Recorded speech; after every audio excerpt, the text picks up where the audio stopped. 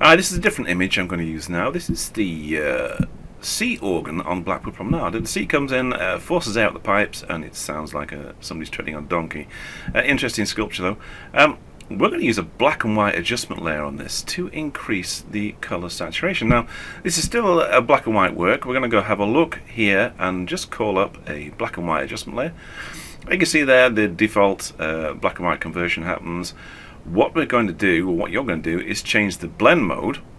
We're really going to look at the saturation of the colours in here. We're going to change the blend mode to Luminosity. Luminosity right down the bottom there.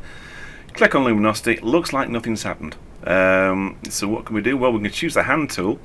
Just click on that. As you can see, it changes into a dropper as you go into your image. We can use it as a scrubby slider above your different colours. But let's go into the image and just mouse down and just drag across. And this is a black and white conversion layer. It's just the blend mode which is really affecting your colours. It's boosting the saturation in your colours. You can also take saturation out. Let's just drag it across this way. So it's lightening and removing the saturation. You can go back into your black and white conversion adjustment layer here and drag the sliders around as well. A very flexible method of increasing colour saturation using this very simple black and white adjustment layer in Luminosity blend mode. And you saw there before and afters. We're doing no masking. We're letting the colour information be used by the black and white adjustment layer in the Luminosity blend mode. And you can see it up and down, move it around. One of those things, if you're doing lots of landscapes and you want to boost the colours in them, again, you can always save as a preset. Don't forget the fly up menu at the top there. Just save as a preset and call it whatever name you want. That's not looking too bad. Maybe there's some areas that you want to change in this, and the good thing about this black and white adjustment layer is that we can adjust the luminosity, the opacity, sorry, and you can do it, slide it up and down to taste. You might only want to boost the colour slightly. We can also look in the layer mask. Let's choose a brush.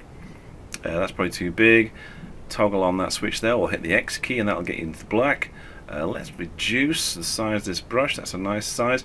Probably too small, so I'm going to use the square brackets now just to increase that size a bit.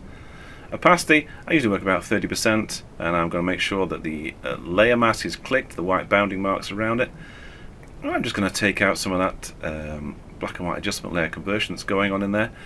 Don't forget we've got the fade brush option as well, so if you've overdone the painting, you can go back in. You can also remember we've changed the blend mode in there as well. I know I'm throwing lots of things at you, but you can play this slow, stop it, pause it, come back in and play around your own things.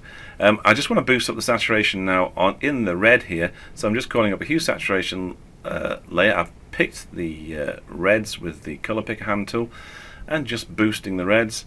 You can do the same again, just click in there. Saturation of the cyans.